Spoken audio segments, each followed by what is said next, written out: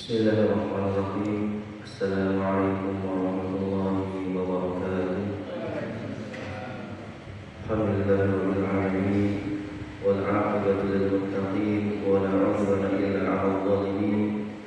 Alhamdulillahilladzi bi ni'matihi tatimmus shalihat. Allahumma shalli wa sallim ala nabiyyina wa syafi'ina wa habibina Muhammadin wa ala alihi wa sahbihi ajma'in wa ala man sara ala nahjihi ila yaumiddin. Rabbi shrah li sadri wa yassir li amri wahlul 'uqdatam min lisani yafqahu qawli. Rabbana zalamna anfusana wa illam taghfir lana wa tarhamna lanakunanna minal khasirin. Allahumma la 'ilma lana illa ma 'allamtana innaka antal 'alimul hakim. Ma ba'du. Jamaah Masjid Sabilillah yang semoga dimuliakan oleh Allah Subhanahu wa taala. Alhamdulillah kita masih diberikan kesempatan sampai pagi hari ini sehingga kita masih bisa menunaikan sholat subuh secara berjamaah. Kemudian sholat salam semoga tercurah kepada junjungan kita, kemudian memberi syafaat kita insyaallah Nabi Muhammad sallallahu alaihi wasallam. Kemudian juga semoga salawat tercurah kepada keluarga beliau, sahabat beliau, dan para pengikut beliau termasuk kita sampai hari kiamat kelak. Jamaah yang dimuliakan oleh Allah Subhanahu wa taala, kita masuk lagi di kitab Ar-Risalah Al-Jami'ah milik Syekh As-Sayyid Ahmad Zain Al-Habsyi. Ahmad bin Zain Al-Habsyi, dia adalah salah satu ulama Hadramaut. Jemaah yang dimuliakan oleh Allah Subhanahu wa taala, sebelumnya kita sampai pada pembahasan tentang rukun Islam. Bahwasanya rukun Islam itu ada 5. Insyaallah kita semua sudah tahu. Kemudian kita terangkan juga sebelumnya bahwasanya man la syari'ata lahu la haqiqata lahu, la haqiqata lahu, wa man la wal haqiqah bila syari'ah fa hiya adil. Bahasanya orang kalau mendalami hakikat saja, maksudnya ilmu-ilmu tentang kejiwaan saja, tazkiyatun nafs, tapi tidak mau mengamalkan, itu maka tidak akan sukses, tidak akan berhasil. Contohnya orang yang sholat hanya mengingat saja, tidak mau rukuk sujud. Cukup saya ingat berarti saya sudah sholat. Ini ajaran yang sesat, salah. Nah, ini tidak akan berhasil seperti ini. Nabi Muhammad SAW saja masih sholat, padahal beliau adalah manusia yang paling dicintai Allah, paling mengerti tentang hakikat dan syariat. Karena ada beberapa orang sekarang itu ada, saya menemukan itu langsung saya tahu. Saya kira sudah tidak ada, ternyata masih ada yang seperti itu. Jadi dia mengaku sudah sholat hanya dengan mengingat saja. Itu ada sampai sekarang. Nah, itu bahaya sekali. Kemudian beliau di sini Syekh Muhammad Nawawi Al-Bantani membawakan sebuah perkataan Syekh Muhyiddin, yaitu adalah Imam Nawawi, qawaidul Islami khamsah, ma'rifatul ma'bud wal qana'atu bil mawjud wal wuqufu 'ala al-hudud wal wafa'u bil 'ubud was sabru 'ala al-maqdud. Kata beliau di sini, bangunan Islam, fondasi Islam itu dibangun di atas 5. Pertama adalah ma'rifatul ma'bud, mengenal pencipta. Jadi kalau kita tidak mengenal pencipta, maka fondasi kita masih kurang. Fondasi kita dalam berislam. Yang kedua adalah wal qana'atu bil mawjud, merasa qanaah, cukup dengan apa yang ada. Wah, ini yang berat ini, Pak. Karena kita ini seringkali ya pengen sesuatu yang tidak ada. Kalau yang sesuatu yang sudah ada ya sudah ada aja, tapi tidak terlalu kita syukuri. Ini terjadi untuk kita semua. Wal qana'atu bil mawjud, merasa cukup dengan apa yang sudah ada. Ini fondasi Islam ini. Wal wuqufu 'ala al-hudud, kemudian berhenti di batasan-batasan syariat. Mencari kerja usahakan yang halal. Batasan-batasan tertentu yang memang diharapkan oleh Allah kita berhenti, tidak melanggarnya. Makanan, usahakan makan yang halal saja. Makan yang tidak halal sudah kita tidak perlu makan. Insya Allah ada hikmah dalam perkara tersebut. Insya Allah. Selanjutnya, setelah berhenti di batasan-batasan yang ditetapkan oleh Allah Subhanahu Wa Taala, wal wafa'u bil 'uhud, memenuhi janji. Nah ini penting sekali. Jadi orang Islam kok enggak suka memenuhi janji, enggak suka tepat menepati janji, maka pondasi keislamannya masih belum sempurna. Wal wafa'u bil 'uhud was-sabru 'ala al-'afw. Ini pondasi Islam yang terakhir kata Imam Nawawi, yaitu adalah bersabar atas apa yang hilang. Ini berat ya, berat. Dalam sebuah hadis disebutkan seorang perempuan menangis di kuburan anaknya. Kemudian Rasulullah SAW itu dari belakang memberitahu istri, wahai perempuan, sabarlah engkau, sabarlah. Kata perempuan ini, wah ente nggak tahu, saya ini sedih kok, kamu suruh sabar gimana? Anak saya meninggal. Orang sedang sedih nih Pak, nggak tahu yang memberitahu saya itu Rasulullah SAW. Kemudian diberitahu oleh sahabat yang lain, itu tadi ngasih tahu kamu itu Rasulullah. Kemudian kaget perempuan ini, akhirnya minta maaf kepada Nabi Muhammad SAW. Kemudian Rasulullah mengatakan perkataannya, as-sabru 'inda as-sadmatil ula. Kesabaran itu yang paling berat itu adalah ketika musibah pertama kali datang. Itu berat sekali Pak. Kita jarang sekali bisa lolos ke masalah ini. Contoh tertimpa musibah, apa yang kita ucapkan pertama? Kalau orang Jawa biasa misuh dulu. Biasa orang Jawa gitu. Misuh dulu, habis itu ya udah sabar. Tapi kalau nggak misuh nggak afdol orang Jawa itu sering ya. Kenapa masalah kok? Itu dulu yang pertama. Nah, yang pertama kali kita ucapkan ketika terjadi musibah itu yang diukur, yang diganjar paling besar kan kayak itu. Jemaah yang dimuliakan oleh Allah Subhanahu Wa Taala, di sini juga beliau membawakan sebuah kataan. Entah ini apakah sahih atau tidak hadisnya. Diriwayatkan oleh Imam Hakim dalam tarikhnya dari sahabat mulia Aisyah radhiyallahu anha, bahasanya Allah berfirman, inna li'abdi 'alayya 'ahdan, sesungguhnya untuk hambaku atasku sebuah janji, saya punya janji atas hambaku. Apa janji Allah Subhanahu Wa Taala? In aqama sholata li waqtiha an u'adzibahu wa an udkhilahu al-jannata bighairi hisab. Bahwasanya apabila hamba menegakkan sholat tepat pada waktunya, jadi kalau sholat zuhur mulai dari zawal, jadi bergesernya matahari sampai sekitar jam 3, itu waktu sholat zuhur. Jadi kalau dikerjakan di antara waktu-waktu ini, maka insya Allah Allah akan menyelamatkan kita dari azab pertama, kemudian memasukkan kita dalam surganya. Jadi waktu zuhur itu panjang loh. Waktu maghrib yang kita tetap bersama. Jadi tidak harus kemudian di awal waktu, tidak. Tapi yang paling afdal kapan? Di awal waktu berjamaah di masjid, itu paling afdal. Tapi apakah harus seperti itu? Tidak. Terserah Anda mau pilih yang mana. Ibarat makan itu Anda pilih makannya nasi saja, atau ada lauknya, ada sayurnya, ada buah-buahannya. Pilih yang mana? Kalau nasi saja ya silakan, nggak apa-apa. Itu juga sudah termasuk makan. Gitu. Tapi kalau Anda makannya pengen lebih afdal, lebih bagus ya silakan. Seperti sholat pada waktunya, maksudnya adalah di awal waktu, itu juga lebih afdal. Ini pertama.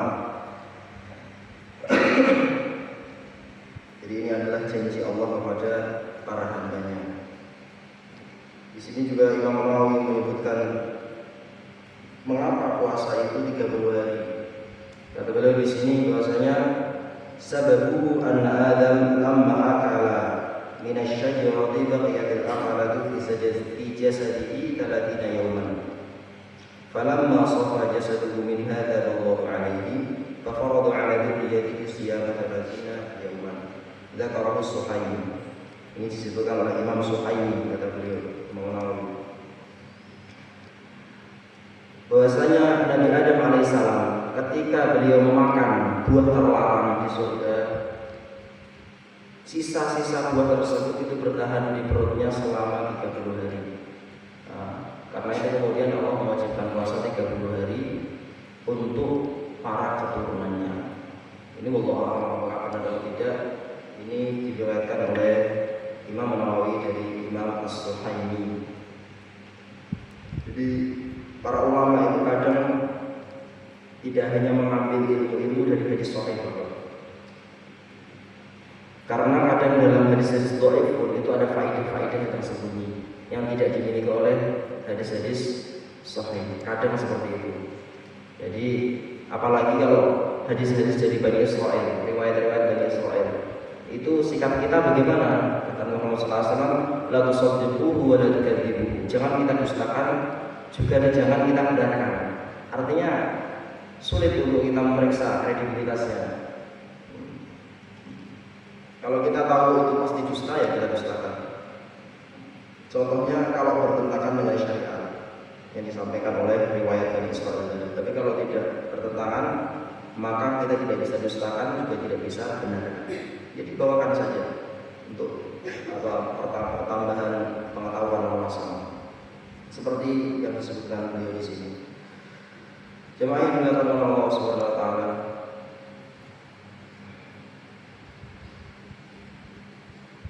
Selanjutnya Syekh Ahmad bin Zain Al-Habsyi mengatakan Allah Subhanahu wa taala kemarin setelah menyebutkan rukun Islam, kata beliau ma'al ikhlas wa tasdiq. Jadi rukun Islam tadi itu harus dikerjakan dengan penuh keikhlasan dan tasdik, dan penuh kebenaran. Ikhlas maksudnya apa? Ikhlas yaitu adalah mengharapkan ridho Allah Subhanahu wa taala, bukan mengamalkan untuk sesuatu yang lain. Ini berat. Jadi kita itu sering kali beramal itu ya kadang mengharapkan sesuatu, kadang ini berat. Ikhlas itu di awal sebelum amal, kadang juga di pertengahan amal, juga kadang setelah beramal. Dan yang paling berat itu ikhlas setelah beramal. Anda sebelum beramal mungkin saya ikhlas melakukan ini, sedekah itu, ikhlas.